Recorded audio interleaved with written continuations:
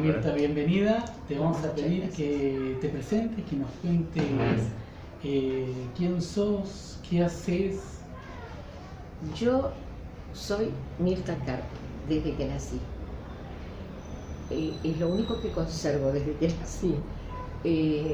Después me he dedicado a muchas actividades, siempre relacionadas con la comunicación y con el arte. La verdad, la vida me fue llevando por ese camino, elegido por mí. Empecé estudié algunos años de medicina, pero no quise saber nada. Ya el teatro me atraía muchísimo y cantar. Entonces me fui volcando por ese lado y así fue llegando en distintos momentos en mi vida la posibilidad de hacer teatro. Estudié teatro primero con Pedro Arquini en el IFT, estudié teatro con Raúl Serrano, con Agustín Aleso, con profesores que me han transmitido muchas cosas muy importantes que yo amaba, y interpreté no muchas obras, pero de grandes autores, desde Bertolt Brecht o Chekhov o Louis Chernikov, una adaptación. Pero después me dediqué más a la música, a cantar. Yo en ese momento estaba casada con un compositor, un autor, y empezamos a planificar la posibilidad de cantar un material basado en autores latinoamericanos. ¿En qué época estamos hablando? Estamos hablando a partir del año 72, 73. Mis mellizas nacieron en el año 72, las menciono porque son artistas muy destacadas del long play que después les podría mencionar. Entonces, con canciones de mi ex marido Vico Berti fuimos creando todo el material de un long play en ese momento que se llamó Canciones para hacer pensar a los chicos. Fue maravilloso, y fue maravilloso también la repercusión que tuvo, porque fue muy inmediata. Nos hizo una nota hermosa en el diario La Opinión en ese momento, y muchas maestras lo empezaron a utilizar como material de estudio en sus clases. Sí, claro. Mirta, perdón, le hago una pregunta. Sí. Antes de este LP, con su ex marido, sí, o con otra formación, ¿ya habían ustedes publicado algún trabajo musical con esto que tiene que ver con las canciones latinoamericanas? No en ese momento, eso yo no me acuerdo tan bien. Acá es otro, que está incluso nuevo cancionero, porque lo hicimos ya en Italia, fue posterior. Yo primero cantaba en el Viejo Almacén, cantaba en lugares y tangos, pero tenía las nenas muy chiquitas y realmente nos abocamos mucho a este proyecto que nos pareció realmente importante. Era una época donde en la Argentina se le empezaba a dar otro tipo de importancia al material que escuchaban los chicos, las famosas épocas de María Elena Walsh, el Pipo Pescador, toda esa gente que en ese momento movió de otra forma la musicalidad, el entretenimiento para los niños, y a nosotros nos interesó mucho, tal vez por haber sido padres recientes, nos interesó mucho esa vertiente. Bueno, lo empezamos a hacer, lo hicimos, lo grabamos en Fonema, ¿no? Con Cosentino, Qualiton, tenía los nombres exactamente. Y bueno, maravillosa fue la experiencia, maravilloso el resultado. La verdad que estábamos sumamente contentos, hasta que, y nos iba muy bien, nos aparece en el diario La Razón a la tarde, y esto habrá sido en el año 76, un artículo donde con nombre y apellido nos escrachan con penetración marxista en la mente de los niños. Bueno, una cosa, yo no niego que algunos temas uno después se da cuenta que eran, y seguramente siguen siendo, por como lo que se está viviendo, como un poquito, digamos, arriesgados, ¿no? Un poco osados. Pero pensábamos todavía que era un buen momento, muy pocos temas y algunas frasecitas, pero si no, si ustedes tuvieron la oportunidad de escucharlo, muy hermoso material, del que he recibido inmensas novedades y emociones, porque así como ustedes me reciben diciendo que este es un material que se considera de culto, y a mí me late el corazón muy fuerte, porque eso sí que no me lo esperaba escuchar nunca, honestamente, tuve la inmensa alegría, gracias a internet también, muchos años después, que me escribe un maestro de Santa Fe, y me escribe otra persona de otra provincia: Mirta, por fin la encuentro, y no sabía que estaba acá, y usted sabe que me crié con su disco, y es una emoción terrible. Una cosa maravillosa que me pasó varias veces, y yo no lo podía creer, porque yo no podía encontrar el disco, yo no tenía la posibilidad de ubicarlo. ¿Qué pasó? Bueno, como mi esposo era italiano, bueno, ahí se armó toda la cosa de pedir asilo político, y nos lo dieron enseguida muy rápidamente. Yo no, porque yo estaba casada con un italiano, pero yo no podía salir con pasaporte argentino por acá, así que se hizo un poquito dificultoso, como a tanta otra gente de toda esa época. Nos fuimos, el disco siguió acá trabajándose increíblemente, aunque fueron a la editorial de Iván Cosentino, que era uno de los directores de Qualington, y buscándonos a nosotros y queriendo quemar todos los discos, le destrozaron todo el estudio de grabación. Esto nos enteramos nosotros después. Mirta, le hago una pregunta sobre eso, sobre la Sí. elección del sello Sí. discográfico. Sí. ¿A qué se debió? En realidad porque teníamos mucha afinidad con Iván Cosentino, mucha afinidad. Mi marido lo conocía ya de antes, yo fue la primera vez que trabajé con él, no fue la única ni la última, pero ya después mi vida transitó tantas vericuetos, tantos caminos, que realmente me fue más complicado seguir con él, y me quedé bastante impactada por el precio que ellos tuvieron que pagar, y toda la familia, porque yo tuve que ir a buscar a mis mellizas, que estaban mis viejos en casa llorando, que les dije a las nenas que me quede yo, que se vaya Vico, bueno, yo no acepté ninguna de las cosas y nos fuimos para Italia. Nos fuimos primero a Roma y después nos fuimos a la Toscana, donde nos alojaron unos amigos allá. Y en realidad allá empieza otra etapa extraordinaria, porque era una época, bueno, donde yo hacía festivales con los Inti Illimani, con otra gente perdón, pero no recuerdo ahora todos los nombres. Me acuerdo de anécdotas terribles de estar, haber tenido que salir de Buenos Aires gracias a la embajada de Italia, ¿no?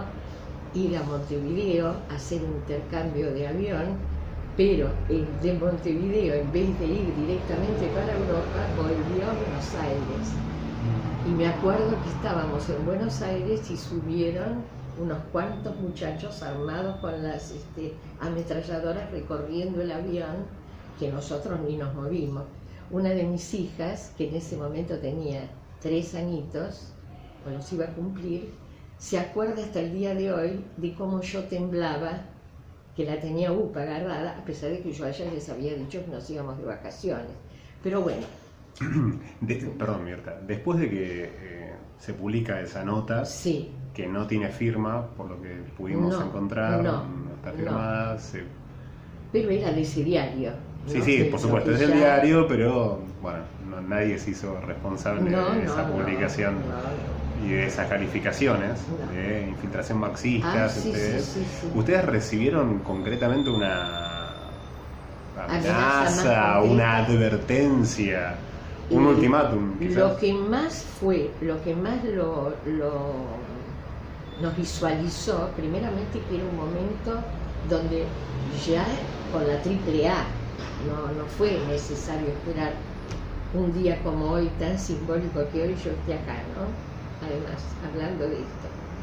Pero ya había un montón de gente que desaparecía y aparecía tirada en los zanjones. Y acá había un nombre y un apellido. Y acá nos dio pánico, realmente nos dio pánico. Y tuvimos mucho aliento de toda la gente que nos venía y nos decía: váyanse ustedes que tienen la oportunidad, la posibilidad de pedir un asilo político. Bueno, nos costó mucho tomar la decisión, pero lo hicimos. Fuimos allá y allá nos hicieron nota la revista Panorama, que era una revista, como decía acá, pero no sé ahora qué revista puedo decir, que era una revista de mucha carga político y social, ¿no? Y bien posicionada ideológicamente, porque claro, Italia, como España, como México, se estaba llenando, como Suecia, como de latinoamericanos que escapaban, especialmente de argentinos, ¿no?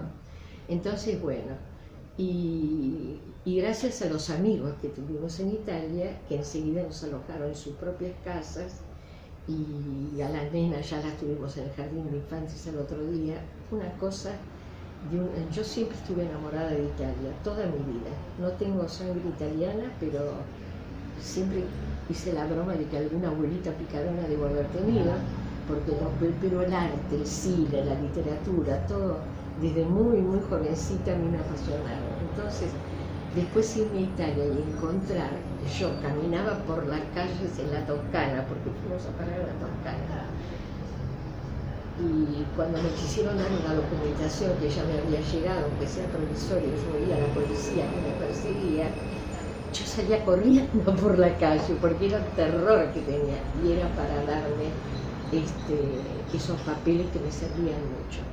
Bueno, pasamos ahí, enseguida muy bien nos conectaron con asociaciones que hacían festivales en distintos lugares, y empezamos a poder cantar y a vivir y a codearnos con estos artistas que venían de Uruguay, de Argentina, de Chile, de cualquier lugar de acá, de nuestro cono sur.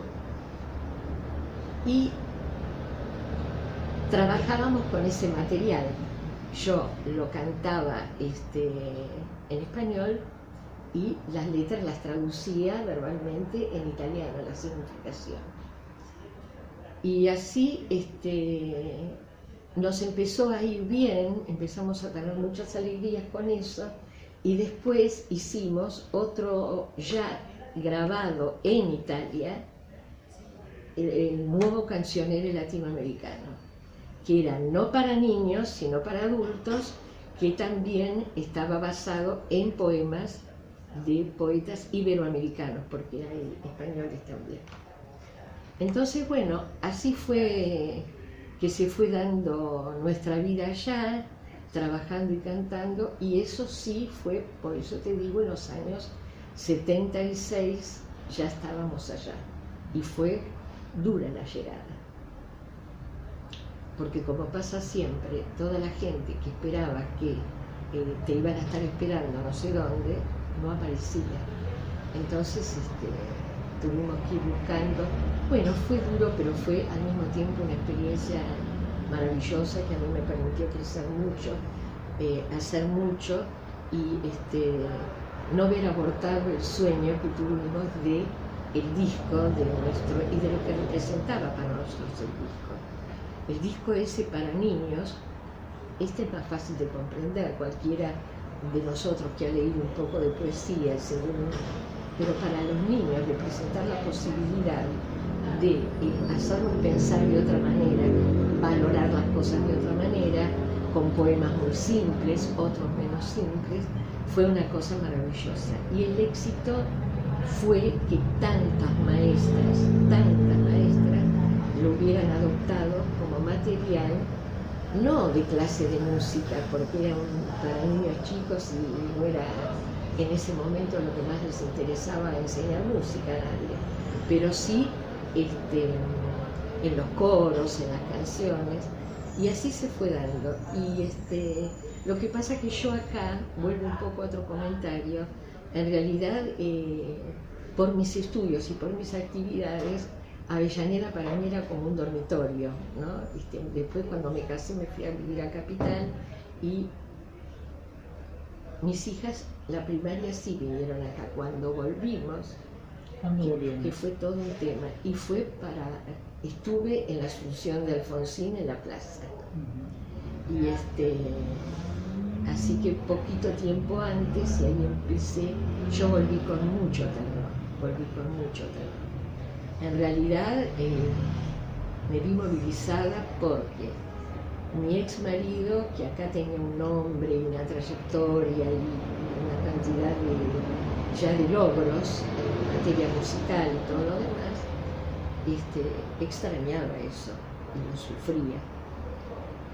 Yo, que no había hecho tanto en ese momento acá, sí me desarrollé mucho más en Italia.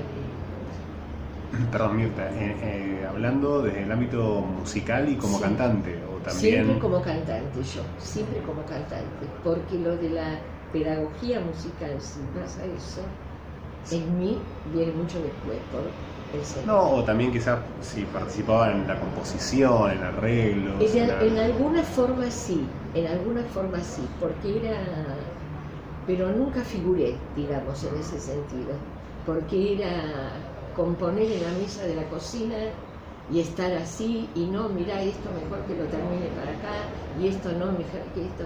Entonces, de alguna manera fue una cosa en común, pero no en la autoría firmada, eso no. Pero bueno... Y estabas diciendo de cómo había sido la vuelta. Y la vuelta fue, para mí, muy traumática. Yo en Italia me sentía maravillosamente bien, amaba Italia por todo y mucho más porque sentía un refugio, verdaderamente me había sentido como un refugio. Pero yo me encontraba con que mi ex marido quería volver y volver. Mis padres me echaban volver y volver, que no está pasando nada, que pasó el mundial y no pasó nada demasiado grave, y que había habido elecciones y que qué sé yo, y que qué sé cuándo, o se venían las elecciones, y me vi en la disyuntiva de o alejarme, quedarme yo allá, que no sabía muy bien tampoco qué podía hacer del todo, no es que estaba tan segura de mí misma. Y alejar a mis hijas del padre me parecía absolutamente imposible para mí. Entonces, poco a poco, aunque él vino un mes y medio antes para ver cómo estaban las cosas, y después ya sí me mandó llamar, mandó escribir y qué sé yo, y nosotros volvimos, nosotras tres, en barco, y la verdad que nunca más pasó nada. Y después, al poco tiempo, ya vinieron las elecciones, todo fue un cambio muy grande. A partir del 83 con Alfonsín, fue un cambio demasiado grande, con un triste final, pero demasiado grande, y dejando muchísimas esperanzas, y fue maravilloso ese día con las dos nenas gritando ahí en la plaza. Era maravilloso, ¿no? Volver a estar entre nosotros, pero yo quedé con mucho pánico. Yo escuchaba por casa pasar una ambulancia o los bomberos y yo creí que era la policía. Nunca me pude sacar eso, pero por años de la cabeza. No quise volver a cantar, me alejé mucho de todo. Y bueno, y así fueron las cosas hasta que, por eso lo que quedó fue este disco grabado en Italia. Y otra cosa muy emocionante para mí, por eso les preguntaba cómo habían logrado ubicar el disco para eso pensar los chicos, es que yo me puse a buscarlo como una loca, no sé, por todos lados. Escribí a la Fonicetra, porque lo grabamos en una empresa que se llama Fonicetra. Bueno, acá está, acá atrás. Lo volvimos a grabar ese disco después en italiano allá. Pero, y lo más emocionante de todo es que yo buscándolo, viste como ustedes hicieron una cosa parecida, medio detectivesca, pero resulta que me aparece, me meto en el Ministerio de Educación y Cultura de Italia, y no sé qué persona, qué ángel me atendió por el mail, por cómo fue, bueno, que lo tenían un ejemplar en el Museo del Ministerio de Educación de Italia, porque les parecía un material valiosísimo. Paralelamente, mi ex marido, ya las chicas más grandes lo buscaban por otro lado, y parece que en algún otro lado apareció, pero a mis manos no llegó nunca, porque el único que yo tenía se lo di a mi ex marido, que me pidió para hacer un trámite en una época que pedían pruebas para hacer una especie de resarcimiento a los que tuvieron que irse por razones políticas. La cuestión que a mí no me lo devolvió más. No digo que esa fue la razón del divorcio, pero le faltó poco. Entonces, perdón, Mirta, entonces, para clarificar sí, recorrido del LP, que por supuesto es una de las cosas centrales para en nosotros. En mi vida es algo central, porque representó muchas cosas maravillosas, muchas otras cosas terroríficas, y bueno, la verdad, tengo una vida con ciertas aventuras que no me puedo quejar, pero eso fue un momento muy importante, ¿no? Me acuerdo de anécdotas, yo decía, pero no puedo querer estar caminando por Roma, por Pisa, por acá, por allá. Yo paseaba, o iba a Toscana, en la Toscana vivía, a Torino, a cantar, porque trabajaba mucho, y yo no podía dejar de pararme y decir, pensar a quién le debo todo esto, estar acá haciendo esto, asco me daba, pero era la realidad de que me tocó vivir a mí como a tantos otros. Pero por suerte pudimos venir, pudimos volver, y nunca nos enteramos, salvo que fue el que más nos empujó a irnos y a alejarnos un poco, mantenernos guardados, Iván Cosentino de Cuarenta. Cosentino comenta que solo quedaron 20 ejemplares. No me digas. En una publicación sobre el sello de él, hablando de otro material, comenta que tuvieron esta requisa, ¿no? Todo esto, y que quedaron solo 20 ejemplares circulando, imaginamos, en forma clandestina, subterránea. Sí. Y entonces ustedes, cuando se van de acá, por supuesto tienen las canciones en ustedes, pero en material de LP no es que tenían... No, pero lo que sí tuvimos, que eso nos permitió, primero que estaban las partituras, las letras, las carpetas, todo. Tal vez algunos discos sí también, porque, ¿qué hicimos cuando salieron los discos? Uno a mis suegros, uno a mi mamá, uno a mis hermanos, ¿Por qué desaparecieron todos? No sé. Que el que yo tenía, que le di a Vico para hacer este trámite, era el de mi mamá. Entonces yo no pude recuperarlo nunca más y nunca más tuve nada. Pero ¿qué pasó? Cuando volvimos, en la época ya de la democracia, volvimos a grabarlo, no con Quallington, sino con tenía un sello, Charlie Piegari, que fue un músico, ¿lo conoces? Sí, claro, enorme, sí. Guitarrista, ¿no? Bueno, y él nos quería muchísimo y armó un grupo y no lo traje porque lo tengo en cassette. Lo tengo, no se lo traje porque lo tengo en cassette. No tengo, lo tengo en un disco sin tapa, pero los otros no. Y cassette no lo podemos escuchar aunque quisiéramos. Y volvimos a hacer una versión acá. Cambiamos la tapa, porque la tapa del primer disco era la copia de un dibujo de un long play ruso, muy hermosa la figura. Y acá pusimos a la nena con la palomita de Picasso, en este que hicimos en Argentina, pero en cassette, con Piegari. Y Perdón, Mirta, entonces, sí. Hubo una primera grabación en el año 76.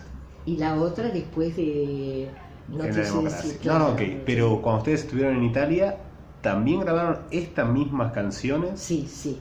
Las grabaron allá en Italia. Allá y esto. Genial. ¿Y esas canciones las grabaron ya con letra en italiano? ¿Las grabaron en español? Eso, vos sabés que yo me acuerdo que cantaba las canciones tal cual estaban, y no me puedo acordar muy bien, no te quiero mentir. Tengo la sensación, sé que las traducía yo en italiano, porque hablo muy bien italiano, pero lo mismo que pasó con estas las cantábamos respetando a los autores absolutamente, pero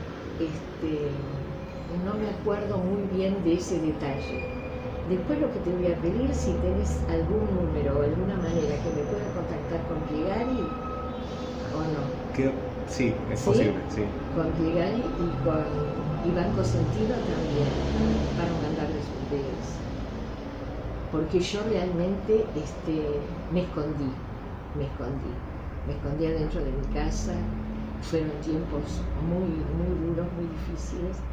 Y ¿sabés lo que me hizo salir un poco?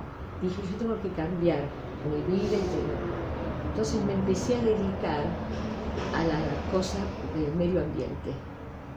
Entonces ahí empecé a meterme muy seriamente en todo esto, hasta el punto que fui miembro de una asociación que funcionaba en la Cámara de Diputados, asesora de algunos diputados, trabajaba con Miguel Grimberg, que acaba de fallecer, pobrecito, con Antonio Brailovsky, con Westerkamp, el doctor Westerkamp, bueno, mucha gente, ya han pasado muchos años, buscando... Perdón, yo con la cuestión de las épocas, ¿cuándo fue más o menos eso que pudiste salir, que pudiste empezar a salir?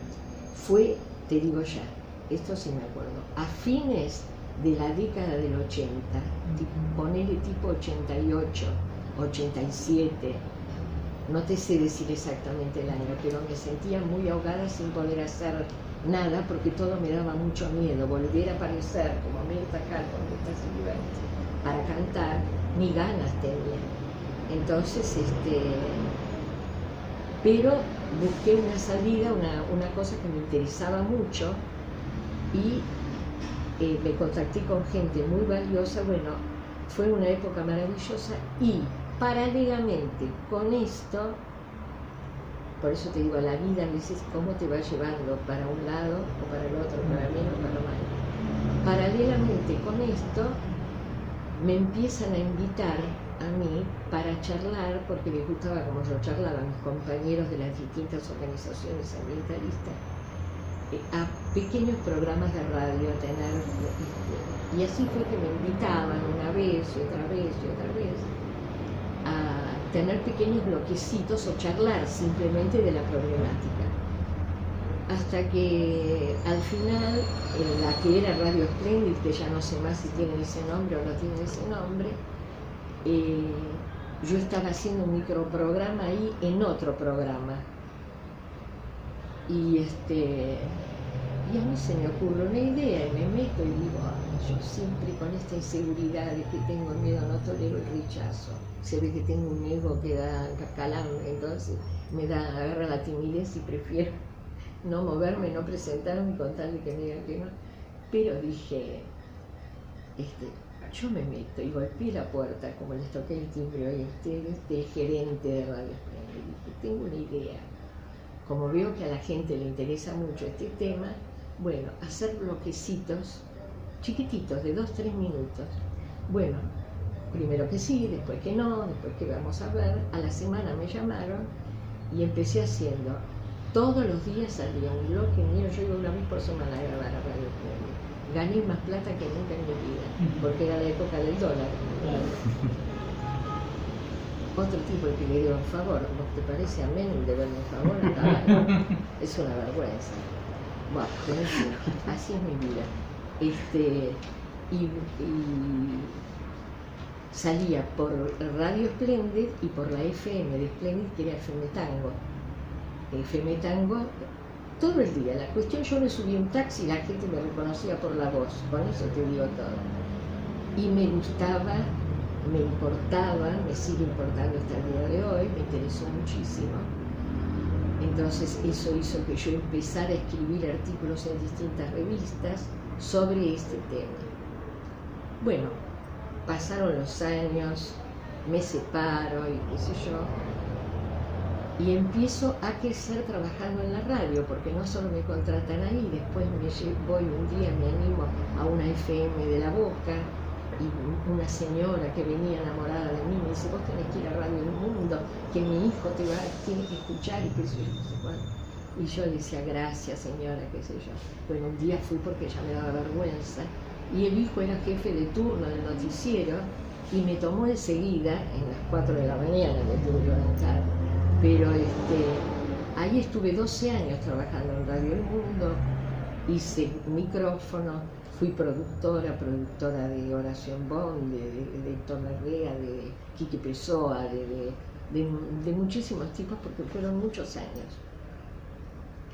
Y con mucha satisfacción, o sea, otra cara de mi vida en la comunicación, no en la música, ¿no?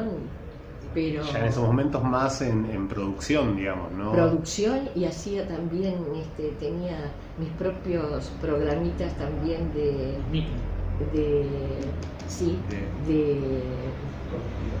ecología. Claro. Y una mañana, pero la verdad que estaba muy bien yo ahí, muy bien conceptuada, muy bien. Bueno, cuando fui con lo de Radio Esplendid, sale el gerente general cuando se entera que el dueño o el gerente general era el que me había dado el cargo, un gerente, subgerente. Vos para mí sos Maradona, me decían, porque había logrado eso. Bueno, en ese momento, después van pasando los años, yo me separo y llega la época en que estoy haciendo, como les decía, la radio, y un día viene una persona que yo admiraba mucho, que era María Fuchs, a hacer una entrevista con Embón. Yo no la había invitado.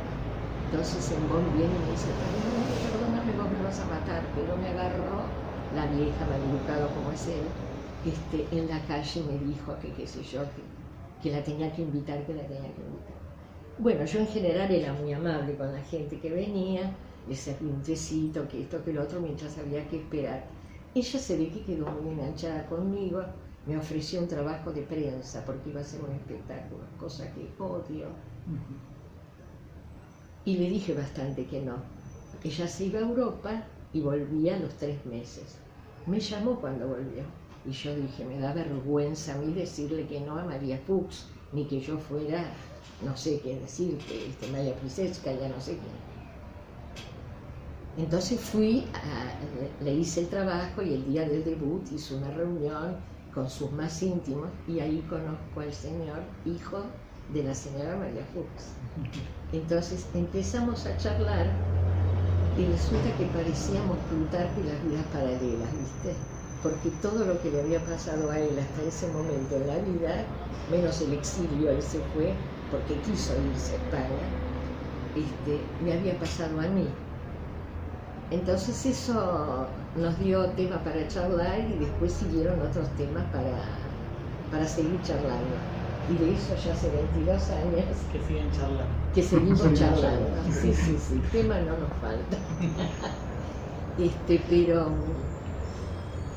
Pero bueno, por suerte fue una relación afectiva mucho más feliz para mí que la anterior, y además se complementó muy bien porque él adora a mis hijas y mis hijas lo adoran a él. Y bueno, hemos ensamblado realmente una familia, y encima Sergio es un gran compositor. Bueno, acá hay un material, yo me vine con todo para ustedes, ni que fueran.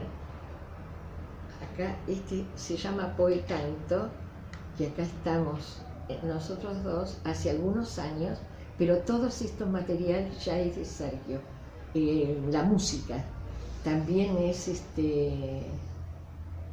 todo basado en poemas hispanoamericanos, pero la música es de él, y acá cantamos juntos nosotros, y aparte otras cosas. Acá te volviste a animar a cantar. Sí. No es que lo hacemos profesionalmente mucho, porque también han cambiado como los intereses. Yo incluso, fíjate, acá viene otra parte de la historia que tiene que ver con lo que ustedes me escribieron, que yo se los aclaré. Sergio se va a Europa inmediatamente que nos conocemos. Yo le digo, bueno, te voy a ir a visitar, y qué sé yo, como amigos. Pero me quedé, porque surgió algo más que amigos, ¿viste? Entonces ya me quedé. Y después tuve que volver a la radio, para Radio El Mundo, para terminar mi relación con Radio El Mundo, ¿no? Y empezamos a hablar nosotros, porque él estaba enseñando el sistema que él ha creado, la numerofonía de Achero. Acá les voy a dejar para que lo vean para más tarde. Y van a hablar con todo lo que quieran, ¿no? Bueno, como quieran. Porque vale la pena, porque es un sistema extraordinario, y ahí es donde yo empiezo a ligarme con él, a que cantemos juntos por un lado, porque tiene unas canciones maravillosas de los más grandes poetas que me enloquecieron a mí, las cantábamos divinamente, me encanta, pero aparte porque creó un sistema de lectoescritura de la música que a partir de los 3 años de edad, los chiquitos, bueno, no existe pentagramas, no existen las notas musicales, es todo como un juego de números y colores que a medida que va creciendo con el chico, y que es capaz, no es imprescindible, pero es tan completo el sistema que es capaz de reemplazar totalmente el sistema de notación musical, que tiene sus complicaciones. Los que hemos estudiado música, el sistema tradicional, bueno, por algo. Sus complicaciones y sus limitaciones también. Wow. Para que no sobre todo en claro, porque es terrible, y por eso tanta gente deja el estudio de la música, como Sergio siempre sus charlas en todos lados, porque hemos viajado por Europa, tiene instituciones enseñando la numerofonía en muchos países de América Latina y en muchos países de Europa también. Sí, eso estuvimos viendo. ¿Cómo fue esa experiencia? ¿Cómo se engancharon en esto? Es él me enganchó. No, habla vos. No, así. En realidad, bueno, yo voy a hacer una breve introducción a la numerofonía muy cortita. Yo tenía 20 años, ahora tengo 76, y tuve una beca del Fondo Nacional de las Artes para estudiar la música de los salvados en Cusco. Yo voy con mis conocimientos tradicionales, yo soy doctor en musicología, con grabador, con el papel pentagramal, y cuando convivo con el pincería, si quiero desgrabar ese material, me doy cuenta que lo que yo puedo escribir no es la verdad de lo que ellos cantaban, porque cantaban fuera de la afinación mundial. Con lo cual, yo en ese momento me doy crisis. Y ahí empiezo, digamos, a tratar de encontrar dónde estaba el problema, tardé como 30 años sin darme cuenta, y crear un nuevo modelo muy potente, muy simplificado, que permite eso, lo que decía Milton, ¿no? Que un chico de 3 años pueda leer música sin ser Mozart. El otro sistema apuesta al prodigio, esto apuesta a cualquiera. Esa es la gran decisión. Todos los niños pueden leer música, incluyendo con las personas con discapacidad. El otro pedido no. Ahí está. Y eso fue lo que hizo que yo me apasionara tanto, y que justo también se dio la oportunidad de irnos a Europa para que él pudiera dar sus clases. Ahí apareció la otra realidad. No era posible cumplir nuestro sueño de vivir 3 meses allá y 3 meses acá, ¿viste? Esa cosa linda, todo el mundo. Porque los ciclos duran 9 meses, los ciclos escolares. Entonces, por esa razón yo en el medio de nuestro viaje me vine para la Argentina para completar mi cierre con Radio El Mundo y para ver a mis hijas, que yo no podía estar.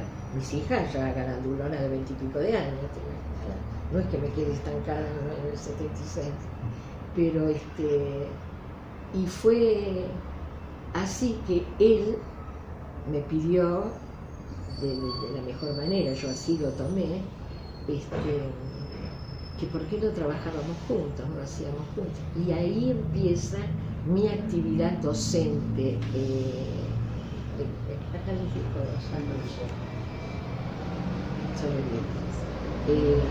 Con la numerofonía. Yo nunca, a pesar de haber estudiado, yo a los 4 años ya estudiaba piano y a los 5 años ya di mi primer concierto, pero largué. ¿Fuiste una niña prodigio? Una niña prodigio, al cohete, porque como buena niña prodigio, una profesora que yo era tan talentosa que cada vez que me equivocaba en algo, ella era tan buena pedagoga que me tiraba del pelo la colita. Entonces yo aproveché cuando mis padres se mudaron de Barracas a Avellaneda y dije, yo no voy más a estudiar piano directamente. ¿Estudiabas con una maestra? Con una profesora y daba en el Conservatorio Williams los exámenes. Así que Perdón, Mirta, disculpe. Sí, mi amor. Dentro de la tradicional enseñanza de conservatorios. Sí. ¿Y hasta qué año estuvo? Perdón, año no exacto, pero en su vida. Él estuvo corrido. Cambiar de tiempo rural, por favor. Digo, o sea... vos sabés que no lo sé calcular muy bien, pero yo creo que 3er, 4 año habré hecho, no sé bien decirte. No, en su vida, digamos. Sí. Le llevó desde los 5 años que comenta este primer concierto. Sí, hasta los 9 años yo todavía estudiaba música. Iba a dar los exámenes siempre.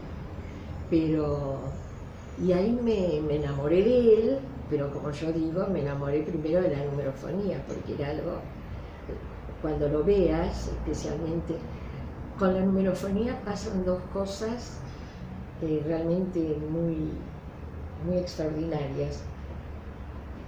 Depende cómo lo mires, o sea, tuvimos en los formadores, los profesores, los enemigos más grandes. Tuvimos porque me siento involucrada, pero en realidad es él, que esto lo viene haciendo, investigando.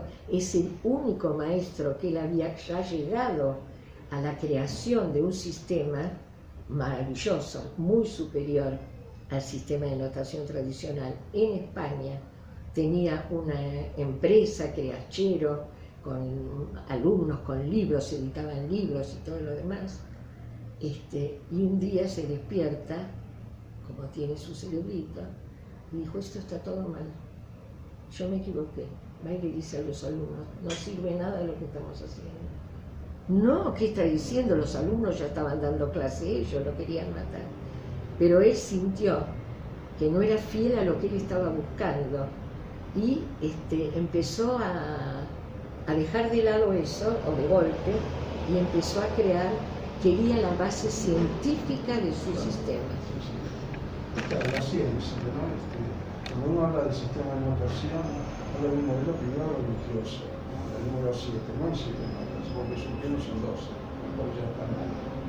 Por otro lado, es un sistema lleno de complicaciones. ¿Para qué querés 7 claves? Se podría dejar de tocar. No hay nada de eso. El uso la óptica, uso la luz para presentar la altura. ¿Y qué uso para el tiempo? La matemática, lo usamos nosotros. Hoy quedamos a las 16 horas. Está claro, entonces el 1 representa el tiempo mejor que ningún otro símbolo. 1 representa 1. No es el dibujito de la negra que dice la negra dura 1. No necesito la negra. Y si lo pinto la primera nula de una menor frecuencia, pues es rojo. Es como dice el canal. El arcoíris mira todos los colores. El negro, la ausencia de la luz, es el silencio. El blanco, que es la suma de luz, es el sonido de luz determinada. Que es un ruido completo. Y los chicos que no leen la aritmética, leen la geometría. Ya está. Ya está. Pero al mismo tiempo que ha conseguido tanto con el sistema en Europa y acá, hay algunos que se aferran al silloncito y no lo largan, que como muy bien dice Sergio, por algo se llaman conservatorios, cuando se tendría que cambiar nuevos centros de formación que no conservan. Transformatorios tendrían que ser. Pero bueno, esa es otra lucha. Pero no, es maravilloso, y las cosas que tenemos, que nos escriben con fotos y todo. Ah, y otra experiencia maravillosa en todos estos años, son muchas cosas. Recibimos una vez una carta, como recibí el llamado de ustedes. Gran sorpresa. Era un grupo de chicos wichí, de jóvenes wichí, de la provincia de Formosa, que claro, el diario La Opinión, Luis Brustein, página 12, perdón, Luis Brustein, me quedó que es el amigo, lo conoce a él, le hace una nota, sale en página 12 y los chicos allá, una profesora allá lo lee. Estos chicos habían formado como una especie de grupo de líderes que sabían las dos lenguas, estudiaban el secundario. Bueno, nos escriben una carta si seríamos nosotros tan amables de ir a enseñar este maravilloso sistema musical. Aman la música, los chicos, que tiene tanto que ver con la naturaleza, ellos lo sienten, lo presienten. Bueno, imagínate, el salto más chico que dimos hasta el techo lo perforamos, porque a mí ese tipo de aventuras me vuelve loca, y él más que yo. Bueno, les contestamos que sí, y al mes estábamos allá, en medio de las chozas de adobe, en el Potrillo, que si lo llegan a encontrar en algún mapa es una cosita así, a 600 kilómetros de Formosa capital. Y bueno, estuvimos 9 años yendo allá, como 3 o 4 generaciones de jóvenes wichí que iban aprendiendo, componiendo. Esa era el examen que tenían que darnos, componer una canción, letra en su lengua, no en español, y la música creada por ellos y con el sistema. Bueno, te la hago corta. Algunos alumnos más grandes que ya eran maestros de chicos del jardín de infantes, les enseñaban a los chiquitos del jardín de infantes. Otros que eran muy religiosos lo utilizaban en sus iglesias para enseñar los coros. Nosotros íbamos a todas partes, no preguntábamos sexo, color, edad, religión, nada. Fue tan maravilloso. Claro, no íbamos en verano ni en la época de lluvias. Entonces cada 3-4 meses íbamos. Estábamos, ¿cuánto tiempo allá? Más o menos 15 días, y en una época donde todavía tenías que ir, ni en micro llegaba donde íbamos nosotros, que ya fue un progreso terrible, ¿no? Yo quiero contar una sola cosita de la primera clase, venimos en la escuela del Potrillo. Yo explico la norma del código, lo que es la imagen, lo que es el sonido, lo que es el recorto. Y yo siento como una especie de cortina decir, yo con lo que hablaba, un poquito más que fuerte. hablaba, pero que lo que yo decía no llegaba, porque había un telón. Yo hablaba, telón, y la gente estaba, pero yo sentía que no llegaba. Termina esa primera clase, el primer día, ¿no? Un joven buchí se acerca y me dice, yo quiero hablar con vos, pero digo, bueno, cuando quieras, sí, estábamos viviendo en el poblado. Mañana, bueno, viene a verme, me mira a los ojos, me dice, yo no estoy de acuerdo con vos. Estábamos en la cocina, así. Digo, ¿por qué? Porque vos decís que la vista es el sentido más poderoso. Y para nosotros, los buchí, el sentido más poderoso es el oído. Así tal cual. Estábamos en tele, algo acá. Pero bueno, hagamos una experiencia la próxima semana, cuando se lo vea. Entonces, nos cerramos los ojos los dos y percibamos los sonidos. Hacemos los sonidos. Bueno, cerramos los ojos, él decía una cosa, yo iba contando, ¿no? Yo percibía 4 o 5 cosas, el buchí, la mosca esta, el pajarito allá, el viento de acá, iba contando, no sé, 40 supongo. Y bueno, listo, muy bien, 40. A través del oído, bueno, yo percibí 4 y puse las 36. Pero ahora, a través de la vista, vamos a verbalizar lo que vemos, la misma situación. Bueno, empezamos, 40, 50, 200, 7.000, 8.000, sin movernos de la cocina, lógicamente. Entonces, apenas él descubre lo que, a través de la vista, la cantidad de cosas que puede observar, le mira los ojos y por tener razón, le da la mano y se va. La segunda clase, el telón desapareció. Porque él comentó a su grupo que lo que yo decía era verdad. Fue así, tal cual, ¿te acordás? Sí, cómo no. Impresionante. Y después como seguí, ahora estoy buscando editorial para editar mis libros, porque estoy escribiendo para... ¿Qué estás escribiendo? Estoy escribiendo lo que me surge, cuentos fundamentalmente, y poemas. Acá hay uno que mi nietita se llama Bruna, entonces le puse Anur y su mundo, que es un libro para niños. Este es el perfil de ella, mira qué hermosa foto, sobre el mapamundi, sobre el globo terráqueo, ¿no? Y este es todo de cuentos, creo, pero tengo ganas de editarlo. ¿Nos los podrías mostrar para el video, Sí, por favor, Mirta? Este es el primero que hice. ¿Está bien ahí? Y el tamaño lo hice para que ella lo tenga de recuerdo más grande. ¿Qué, mi amor? Ah, abrirlo, ¿querés ver cómo ¿Vos querés que lo abra? ¿Puede ser? Sí, ¿cómo no va a poder ser? Mira que ojalá pueda. ¿Está bien así? No sé, o ponelo vos. Yo lo sé. Y son bueno.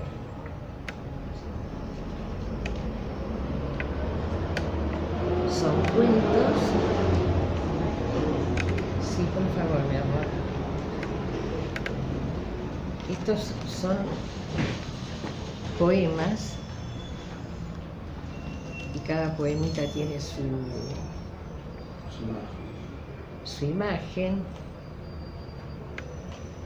Inspirados en tu nieta. Todo esto está inspirado en el momento que supe que iba a nacer mi nieta. Entonces, Pero así no ves, ¿no? Tenés que ponerlo más para... no puedo, o sea, me traban las manos. Bueno, igual no vas a poder trabajar solo. Le puedes dejar una copia para que lo tenga. No tengo copia ahora para No se puede dejar. hacer una copia. Y acá lo que está acá atrás, que esto sí podría ser interesante, si lo pueden copiar, si les interesa a ustedes, es mi currículum,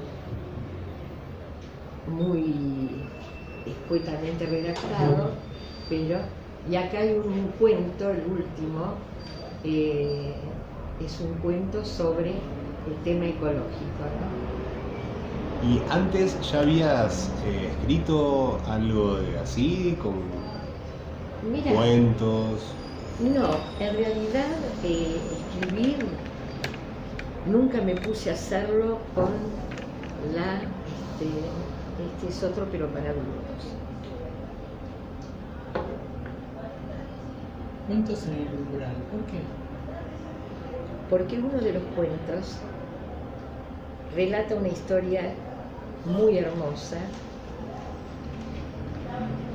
por eso le puse ese nombre, porque me pareció lindo. El umbral representa muchas cosas, ¿no? Es el umbral, está al lado de una puerta que se abre y pueden significar muchas cosas una puerta que se abre. En este caso tiene que ver con una historia de tipo personal muy hermosa de cuando él era chico, que me contó 20.000 veces, y yo lo transformé en un cuento porque me emocionaba, me importaba mucho. Y él estaba sentado. ¿Vos estabas sentada en el umbral siempre esperando o no? No, se te ocurrió. Ah, no. La chiquita, la vecina que lo esperaba él, que viniera todos los fines de semana, lo esperaba en el umbral. Tenía una vecinita que estaba enamorada, no decía que estaba enamorada, pero... Entonces, bueno, se me ocurrió que era un lindo título hasta para el libro.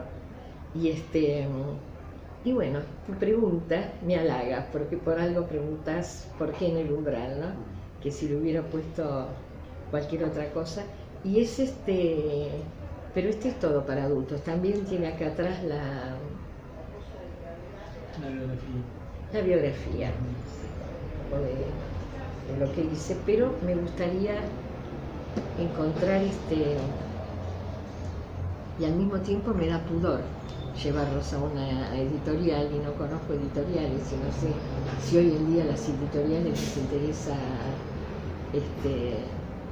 publicar cuentos.